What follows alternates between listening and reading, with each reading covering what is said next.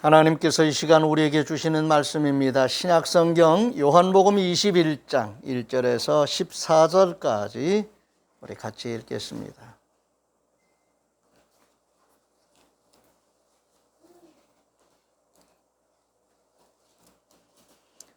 신약성경 184쪽을 참조하시기 바랍니다.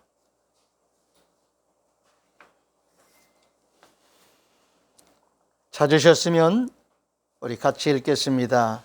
요한복음 21장 1절입니다. 그 후에 예수께서 디베랴 호수에서 또 제자들에게 자기를 나타내셨으니 나타내신 일은 이러하니라. 시몬 베드로와 디두모라 하는 도마와 갈릴리 사람 가나 사람 나다나엘과 세베대 아들들과 또 다른 제자 둘이 함께 있더니 시몬 베드로가 나는 물고기 잡으러 가노라 하니 그들이 우리도 함께 가겠다 하고 나가서 배에 올랐으나 그날 밤에 아무것도 잡지 못하였더니 날이 새어갈 때에 예수께서 바닷가에 서셨으나 제자들이 예수이신 줄 알지 못하는지라. 예수께서 이르시되 얘들아 너희에게 고기가 있느냐 대답하되 없나이다.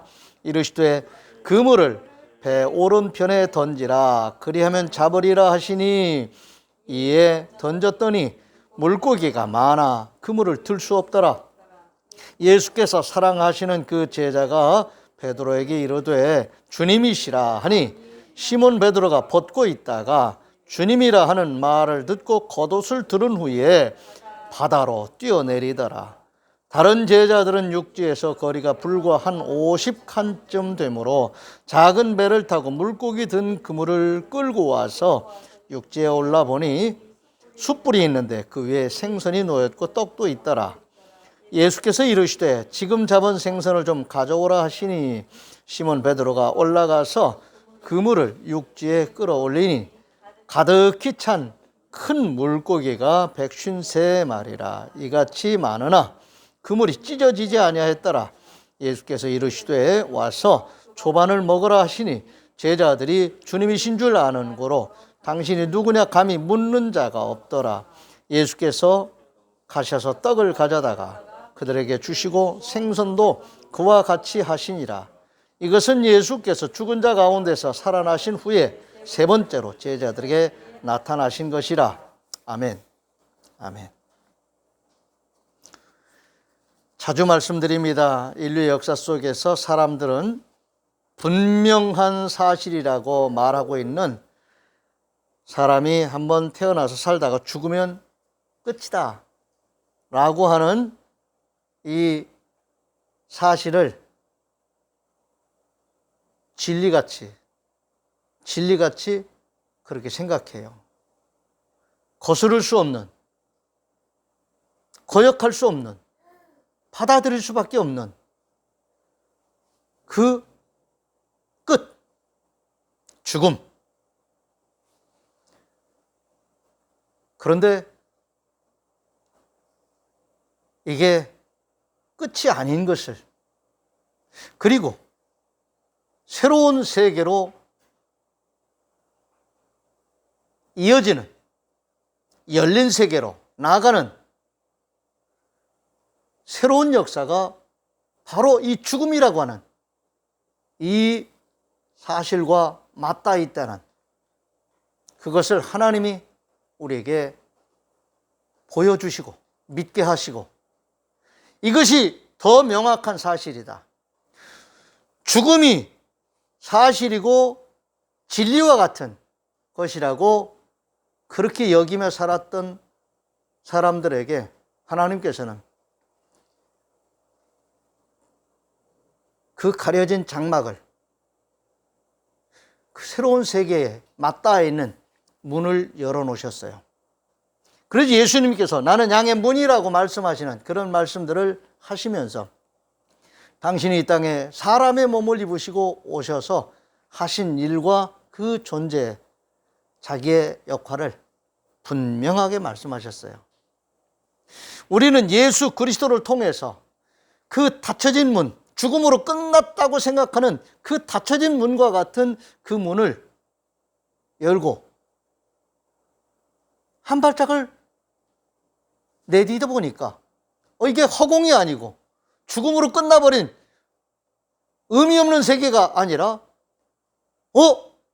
여기에 부활이 있고 영원히 사는 삶의 세계가 있구나 하는 것을 우리로 하여금 믿게 하시고 믿음을 통해서 말씀을 새로 다시 회복하게 하시는 제자들이요, 예수님 십자가에 달려 돌아가신 그 일로 그동안 받았던, 듣고 들었던 예수님의 말씀을 가르침을 받고 듣고 했던 그 말씀들이 그냥 하얗게 돼버린 거예요. 의미 있는 말씀, 대단히 중요한 말씀들을 해주시는데 예수님의 십자가 사건 앞에서 그 말씀들이 그냥 포맷이 돼버린 거예요. 싹 날아가 버렸어요. 그런데 예수님은 그 말씀들을 다시 회복시키시면서 제자들에게 지금 다시 부활하신 모습으로 찾아오셨어요.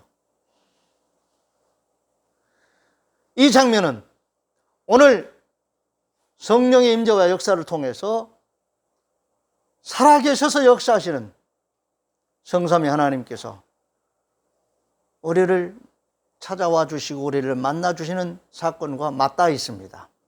아멘. 예수님께서 오늘 이 본문에 등장하는 이 제자들에게만 나타나신 것이 아니라 오늘 예수 그리스도를 믿고 구원받은 우리들에게 이미 나타나셔서 우리들에게 바로 이 모습 그대로를 드러내 주셨습니다. 성도는 죄 용서받고 구원받은 자로서 부활을 통한 영생의 삶을 사는 자들입니다. 이미 그것을 하나님 우리에게 주셨어요. 내가 어디서 개발해낸 게 아니에요. 하나님께서 우리에게 은혜로 선물로 주신 것입니다. 그러므로 주님과 함께 할 수 있는 거에 초점 맞춰서 살아야 됩니다. 우리는 죽음으로 끝나는 삶에 멈춰 있는 것이 아니라 거기서 산화돼 버리는 것이 아니라 거기에서 주님과 함께 부활의 새 생명에 참여하게 되고 주님과 함께 영원히 사는 삶의 자리로 초대받았습니다. 아멘. 고린도전서 15장 12절에 15절입니다. 그리스도께서 죽은 자 가운데서 다시 살아나셨다 전파되었거늘 너희 중에서 어떤 사람들은 어찌하여 죽은 자 가운데서 부활이 없다 하느냐.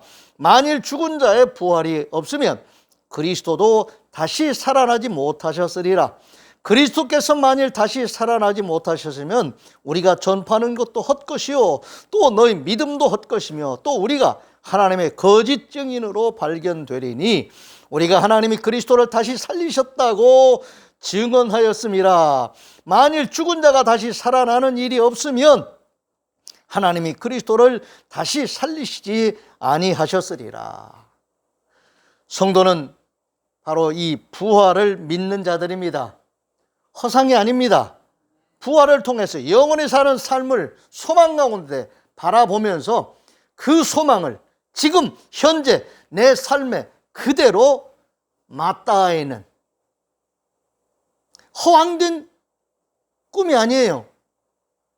지금 현실보다도 더 확실한 것인데 그 영원한 소망의 그 삶을 오늘 현재 나의 존재와 나의 삶에 맞닿아 이어가는, 그래서 우리가 지금 이 땅에서 부분적으로 보면 불완전하고 미완성 같은 그런 삶이지만은 하나님 나라의 삶을 경험하면서 누리면서 사는 것입니다. 하나님의 말씀이 적용이 되고 성령께서 임하시고 역사하시는 그 하나님과 함께 하는 삶을 사는, 그리고 하나님이 기뻐하시는 뜻이 무엇인지를 알고 그 뜻에 초점 맞춰서 내 삶의 목적으로 목표로 삼아서 하나님과 함께 살아가는, 하나님과 함께 일하는 자들입니다. 아멘. 우리는 이런 삶에 이미 익숙해져 있습니다. 이러한 삶을 위해서 우리는 다시 하나님과의 관계를 회복할 수 있어야 합니다. 오늘 죽음에 연연해서 예수 그리스도의 십자가와 그 죽음으로 모든 게 다 끝났다고 생각하는 이 허무함을 이겨내지 못하는 제자들, 결국 어쩔 수 없으니까 본래 삶의 자리로 다시 돌아왔어요. 그래서 이게 진퇴양난입니다. 그동안 예수님과 함께 했던 제자들이라고 하는 것이 이미 다 노출됐습니다. 예수 죽었으니, 그를 죽였으니, 그들이 말할 때는 두목을 죽였으니 그 제자들이야 뭐 아무것도 아니지요. 그냥 갖다 쓸어버리면 되겠지요. 그래서 죽음 앞에, 그 공포감 앞에 사람들을 만나는 것조차도 두려운, 그래서 숨어 지내고 싶은, 모든 것이 다 그냥 무로 돌아간 것 같고 허무한 것 같은, 누구한테 하소연할 수도 없고 어디 가서 무슨 해결책을 찾을 수도 없는 무기력한 그러한 상태에 지금 빠져있는 제자들에게, 그들이 예수님을 초청한 것도 아니지요. 죽음으로 끝났다고 생각하는 분이, 안 계신 분이라고 생각하는 거지요. 그런데 그들에게 부활하신 예수님이 찾아오셨어요. 근데 그들이 어떤 그들이에요? 밤새도록, 과거에는 그들이 경험자였고 그런 일에 익숙했던 전문가라고 말할 수 있는 그 사람들이 밤새도록 고기를 잡았는데 한 마리를 잡지를 못했어요. 일을 해도 뭔가 보람이 있는 일을 하면은 피곤해도 이길 수가 있어요. 그런데 일을 하고 허탈한 상태는요, 일을 하면서 지친 것보다도 훨씬 더 피로감이 심하고요, 정말 녹다운되는 거지요. 아마 이 디베랴 호수에서 고기 잡았던, 밤새도록 고기를 잡기 위해서 노력했지만 한 마리도 잡지 못했던 이 제자들, 아마 여러 가지로 자기들이 그렇게 믿고 따랐던 주님, 십자가상에서 그냥 죽음으로 끝나버렸고, 함께 했던 그 교제권 안에 함께 했던 제자들과 성도들 다 흩어져 버렸고, 그리고 언제 자기들도 잡혀가서 죽게 될지 모르는 그런 두려움에 사로잡혀서 아마 조용한 곳으로, 밤에 인적이 없는 곳으로 피해온 곳이 이 디베랴 호수였지 않은가. 그런데 그들에게 예수님께 찾아오신 거예요. 고기 좀 잡았니? 하고 얘들아 하고 부르시는 이 말씀은 굉장히 친근감 있는, 가족들이 서로 애칭으로 불렀던 것 같은 그런 호칭이라고 생각하시면 됩니다. 아무개야, 로아 자니? 이렇게 부르는 것처럼 그런 애칭입니다. 고기 좀 잡았니 얘들아 하고 예수님께서 물으셨는데 그들은 한 마리도 못 잡았습니다. 그때 예수님께서 뭐라고 하시냐면은 배 오른편에 그물을 내려봐라. 자, 큰 차이가 아닐 수도 있지요. 배가, 물고기들이 뭐 물속에서 움직이고 노는데 오른편 왼편이 있겠어요. 그리고 배가 가만히 정박해 어디에 물에 떠 있었던 것도 아니고 움직였을 거란 말이지요. 그 배가 뭐 지금 요즘 만드는 배들 같이 뭐 어마어마하게 큰 배도 아니었을 것이고, 오른편 왼편이 큰 의미가 없었을 것 같은데, 그리고 물고기 잡는 일에 있어서는 그 누구보다도 자신이 있었던 전문가들이에요, 이 사람.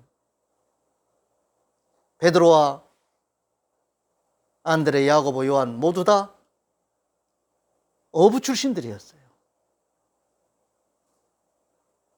그들의 경험으로 봐서, 그들의 어떤 기술로 봤을 때 그 누구한테 조언 들을 일이 아닌 그런 상태였고 상황이었을 텐데, 밤새도록 한 마리로 잡지 못한, 그리고 그 피로도라고 하는 것은 앞에서 말씀드린 여러 가지 가중된 그런 스트레스들이 많이 있었을 거예요. 그러니 더 힘들었겠지요. 그런데 그들에게 예수님께서 하신 이 말씀, 이 사람들이 무시할 수도 있죠. 아이고, 우리가 한두 번 해봤나요? 지금 밤새도록 했습니다. 그런데 주님이 하신 말씀에 그대로 그들이 순종하지요. 말씀에 의지해서 그들이 그대로 배 오른편에 그물을 내립니다. 그때 그들은 놀랄 수밖에 없는 새로운 사실을 경험하지요. 그 순간 고기를 많이 잡았다라고 하는 그 사실도 놀라운 일이지만은, 감격스러운 일이지만은, 그 순간 뭘 발견해요? 한 제자가 주님이시다. 우리는 되어진 일에 집중할 수 있습니다. 그러나 이건 하나의 사실인 동시에 이건 하나의 또한 표적이에요. 그 일을 행하신 주님, 되어진 일뿐만이 아니라 그 일을 주도하신 분, 내 삶에 관여하신 분, 내 삶에 참여하신 분, 내 삶에 함께하신 분, 코이노니아예요. 결합입니다. 죽음으로 분리됐던, 죽음으로 분산됐던, 죽음으로 인해서 끝이라고 생각하고 그냥 산화돼 버렸던 제자들에게, 우리들의 마음에 이렇게 찾아오셔서 다시 우리를 하나 되게 하시는, 중심이 되시는 주님, 그분이 바로 부활하신 예수님이십니다. 죽음으로 끝난 십자가상에서 고난과 죽음으로 끝난 예수님을 우리가 따르는 것이 아니라 거기와 맞닿아 있는 부활과 영원히 사는 삶을 우리에게 주신 주님을 만나는, 그리고 그분과의 만남을 통해서 죽음 이전에 말씀하셨던, 행하셨던 모든 일들이 다시 회복되는, 그리고 이 말씀들이, 그리고 하셨던 모든 일들이 어디에 초점이 맞춰져 있는지 깨닫는 그런 은혜를 오늘 이 작은 일을 통해서 다시 한번 예수님께서 제자들을 깨워주신 거지요. 오늘 이 제자들이 갈릴리 호수에서 물고기를 잡을 때 나를 따르라 하고 부르신 주님, 이제 너희가 사람 낚는 어부가 될 것이다 하고 말씀하시면서 나를 따르라고 하셨을 때 그들이 예수님을 따랐었지요. 그때 그 말씀들을 회복시키시는, 그때 그 부르심을 회복시키시는, 그때 그 부르심 속에서 주님이 그들에게 부여해 주신 존재론적인 사명감을 다시 회복시켜 주시는 그 자리입니다. 마태복음 4장 18절에서 22절입니다.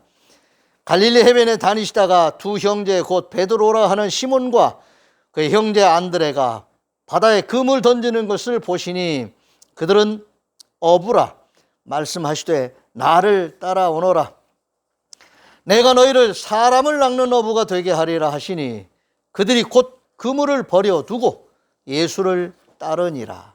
거기서 더 가시다가 다른 두 형제 곧 세베대의 아들 야고보와 그 형제 요한이 그의 아버지 세베대와 함께 배에서 금을 깁는 것을 보시고 부르시니 그들이 곧 배와 아버지를 버려두고 예수를 따르니라. 처음 그들이 예수님을 만나서 예수님께서 그들을 택하여 부르실 때의 장면입니다. 나를 따르라. 내가 너희를 사람 낚는 어부 되게 할 것이다. 그래서 그들이 따랐지요. 그런데 그 따름이 예수님의 십자가와 죽음으로 인해서 그냥 멈춰버렸어요. 산화돼 버린 것 같았어요. 그런데 주님은 다시 그들에게, 어부로서 일하고 있는 그들에게 다시 찾아오셔서 주님이 그들에게 하셨던 말씀들을 다시 기억나게 하시고 회복시키시는 오늘 이 말씀을 우리도 주목해 볼 필요가 있습니다. 마태복음 9장 9절에 보면은 예수님께서 마태를 부르신 말씀이 나옵니다. 예수께서 그곳을 떠나 지나가시다가 마태라 하는 사람이 세관에 앉아 있는 것을 보시고 이르시되 나를 따르라 하시니 일어나 따르니라. 이렇게 해서 세리 마태도 예수님의 제자의 이제 그룹에 들어오게 되었습니다. 요한복음 1장 43절 44절입니다. 이튿날 예수께서 갈릴리로 나아가려 하시다가 빌립을 만나 이르시되 나를 따르라 하시니 빌립은 안드레와 베드로와 한 동네 베세다 사람이라. 이 빌립 또한 이렇게 주님의 제자로 택함을 받고 부르심에 따르게 되었습니다. 예수님께서 제자들을 택하여 부르신 그 부르심은 십자가 사건으로 죽음으로 끝나는 것이 아니었습니다. 부활하신 후 승천하신 후에 너희는 예루살렘을 떠나지 말고 아버지께서 약속하신 그 성령을 기다려라 말씀하셨습니다. 다시 오신다고 약속하시면서 승천하신 주님이 제자들에게 당부하여 본부하신 말씀입니다. 그 말씀을 받고 예루살렘을 떠나지 않고 성령이 임하셔서 역사하실 때까지 기도했던 제자들에게 성령이 임하셨지요.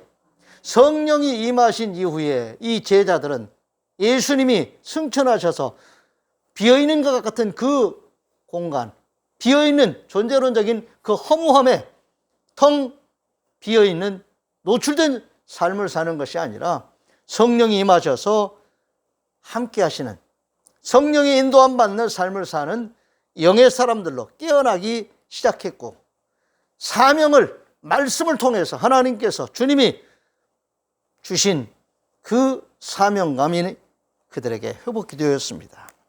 사명을 다시 되찾게 된 것입니다. 하나님의 말씀에 순종하는 자들에게 하나님께서는 이런 은혜와 복을 주십니다. 순종할 수 있는 복을 주십니다. 말씀에 순종하는, 사명에 충실한 삶을 사는 이런 은혜와 복을 주십니다.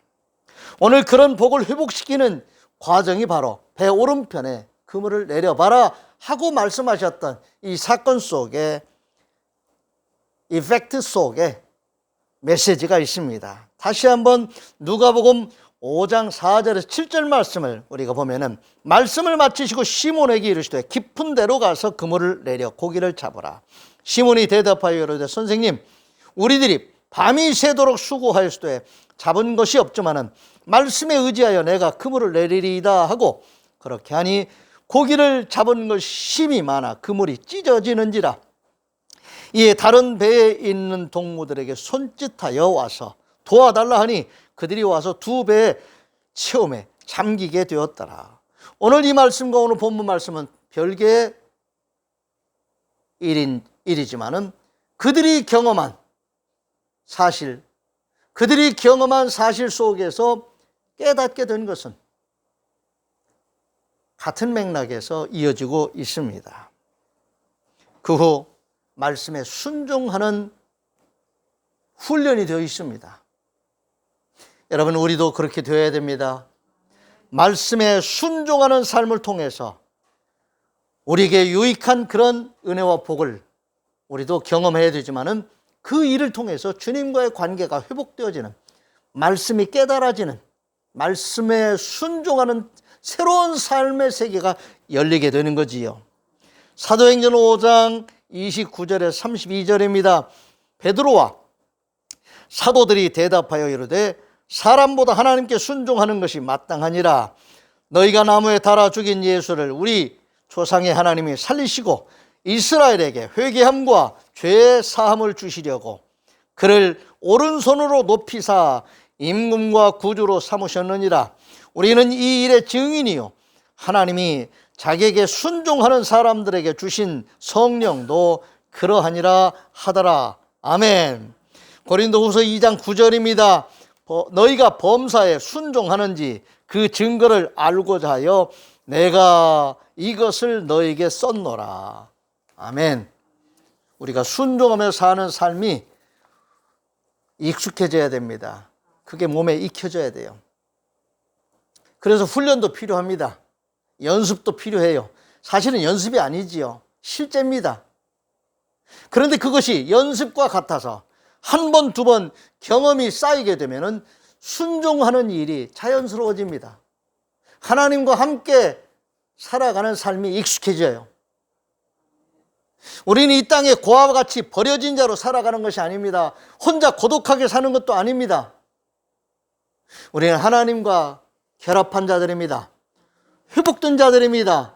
그리고 그런 관계 속에 있는 성도들과 함께 잠시 이 세상에서 힘을 모아 사는 것입니다. 교제하며 사는 거지요. 여러분, 이런 삶에 하나님께서 함께 하십니다. 우리에게 소망을 주신 하나님, 고난과 죽음으로 끝나는 인생이 아닌 부활과 영원히 사는 영원한 삶에 대한 소망을 우리에게 주신 그 하나님께 우리는 감사해야죠. 이로 인해서 세계관의 변화가 생기는 거예요. 아, 죽음으로 끝나는 세상이 아니구나. 부활을 통해서 영원히 사는 삶의 세계를 창조주이신 우리 하나님이 그렇게 이미 만드셨구나. 그런 세계를 살도록 하나님이 이미 만들어 놓으신 그 세계가 우리에게 선물이에요. 이게 은혜입니다. 우리가 돈 들여서 우리 아이디어로 만들려고 하신 것이 아니라 하나님이 다 해놓으신 것에 대한 받아들임, 믿음. 믿음은 내가 믿어주는 것이 아니에요. 믿어지는 겁니다. 오늘 이 믿음을 우리가 회복할 수 있어야 합니다. 히브리서 5장 7절에서 10절입니다. 그는 육체에 계실 때에 자기를 죽음에서 능히 구원하실 이에게 심한 통곡과 눈물로 간구와 소원을 올렸고 그의 경건하심으로 말미암아 들으심을 얻었느니라. 그가 아들이시면서도 받으신 고난으로 순종함을 배워서 온전하게 되셨은즉 자기에게 순종하는 모든 자에게 영원한 구원의 근원이 되시고 하나님께 멜기세덱의 반차를 따른 대제사장이라 칭하심을 받으셨느니라. 우리 주님 스스로가 아버지의 뜻을 받아들여 순종하신 모범이신 우리에게 그 모범을 보여주신 분이십니다. 그 순종을 통해서 우리는 죄 용서받게 되었고 우리는 새 생명을 얻게 되었습니다. 그 주님께서 다시 오신다고 말씀하신 그 말씀을 통해서 우리는 다시 한번 깨어있는 자로 살아가야 되겠습니다. 데살로니가전서 4장 16절 17절입니다. 주께서 호령과 천사장의 소리와 하나님의 나팔 소리로 친히 하늘로부터 강림하시리니 그리스도 안에서 죽은 자들이 먼저 일어나고 그 후에 우리 살아남은 자들도 그들과 함께 구름 속으로 끌어올려 공중에서 주를 영접하게 하시리니 그리하여 우리가 항상 주와 함께 있으리라. 아멘. 이 말씀 자체도 우리가 상상하기 어려울 정도로 참 놀라운 말씀이지요. 그런데 말씀 속에서 하나님이 선포하신 이 일들을 하나님은 하나님의 방법으로 하나님의 디자인하신 그 세계에서 하나님이 디자인하시고 계획하신 그 방법대로 이루실 것입니다. 우리로 하여금 어떻게 하라고 말씀하신 것은 믿으라는 것뿐입니다. 이렇게 될 것이니 믿으라는 거예요. 준비하라는 것입니다. 그리고 그런 자로서 어떤 생각을 가지고 어떻게 살아야 될 것인가 하는 것이 바로 우리의 가치관이고 우리의 세계관과 맞닿아 있는, 그래서 우리 존재인 내 존재가 나는 나야 라고 하는 고독한 그런 선언이 아니라 하나님과의 관계 속에서 회복된 나로서의 나를 발견하는 것입니다. 그리고 나는 이런 존재라고 하는 것을 하나님과의 관계 속에서 말할 수 있어야 됩니다. 아멘. 나는 나야 그러고 독립된 삶을 추구하는 사람들은 관계가 형성이 안 될 수 있습니다. 나는 나야. 나는 납니까? 그게 인권이고요. 그게 나를 지키는 것입니까? 아닙니다. 나는 관계 속에 있는 나예요. 그래서 누구의 아버지, 누구의 아들 이런 말도 할 수 있는 거예요. 그렇지요? 그런 관계 속에서 우리는 서로의 관계로 서로 결합되는 겁니다. 예수 그리스도의 이름으로 하나님과의 관계 속에서 회복된 자로서 우리는 하나됨을 말할 수 있어야 됩니다. 데살로니가전서 5장 9절 10절입니다. 하나님이 우리를 세우심은 노하심에 이르게 하심이 아니요 오직 우리 주 예수 그리스도로 말미암아 구원을 받게 하심이라. 예수께서 우리를 위하여 죽으사 우리로 하여금 깨어있든지 자든지 자기와 함께 살게 하려 하셨느니라. 아멘. 그래서 우리는 나는 나야라고 고독한 외침을 외쳐야 되는 자들이 결코 아닙니다. 이것은 빨리 우리가 버리고 나는 예수 그리스도 안에 있는 새 생명을 얻은 존재입니다. 예수 그리스도와 함께 회복된 존재로서 나를 분명히 발견하고 말할 수 있는 그런 나는 나야 하고 고독하게 사는 사람이 아니라 예수 그리스도의 이름으로 구원받은 성도들과 결합하는 코이노니아가 성도의 교제가 열리게 되는 것입니다. 예수께서 살아나신 후 뿔뿔이 흩어져 있는 모래알 같은 이 제자들에게 다시 찾아오셔서 그들에게 구심점으로 부활하신 예수님의 자기 존재를 드러내셨고, 그로 인해서 말씀을 회복하게 하시고, 그로 인해서 관계를 회복하게 하시고, 그로 인해서 부활을 통해 영원히 사는 삶의 세계를 다시 보게 하셨어요. 이것이 하나님이 예수 그리스도를 통해서 우리에게 주신 소망의 세계입니다. 소망이 우리를 허망하게 하지 않습니다. 예수 그리스도 살아계셔서 역사하시는 우리 하나님이 우리를 귀한 존재로 회복시켜 주셨습니다. 나는 구원받은 하나님의 사람들입니다라는 이 사실, 나는 하나님이 귀하게 여기시는 존재라는 그 사실을 긍정하시고 인정하시고 자신의 존재를 사랑하시기 바랍니다. 힘있게 예수 그리스도를 위해서 믿음으로 승리하는 삶을, 이기는 자로서 사는 삶을 또 잘 살아가시기를 주의 이름으로 축원을 드립니다. 기도하겠습니다. 하나님 감사합니다. 우리는 십자가상에서 돌아가신 예수님을 믿는 자들이 아니라 그의 맞닿아 있는 부활의 세계, 영원히 사는 삶의 세계를 열어주신, 우리에게 영원히 사는 새 생명을 주신, 그래서 우리로 하여금 거듭나게 하시고 거듭남을 통해서 하나님의 나라를 경험하며 바라볼 수 있는 소망이 있는 삶을 살게 해주신 우리 하나님이시고 우리 주님이심을 믿습니다. 성령으로 임하셔서 우리와 지금도 함께 하시는 성삼위 하나님을 우리는 믿습니다.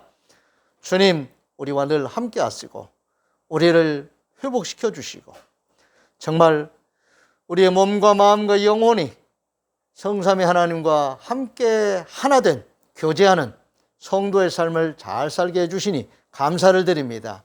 이 땅의 어둠을 이기는 자로서 빛의 권세를 가지고 잘 사는 승리자들이 되게 해 주옵소서. 또 주님이 우리를 살리심과 같이, 우리에게 은혜 주시고 복 주심과 같이 우리도 또한 귀하게 주님의 뜻을 이루는 일에 동참하는 선한 청지기들, 거룩한 부자들, 축복의 통로들이 되게 해 주옵소서. 우리 주님 예수 그리스도의 이름으로 축복하며 기도하옵나이다. 아멘. 다 같이 일어나셔서 568장 회외 찬송 부르겠습니다.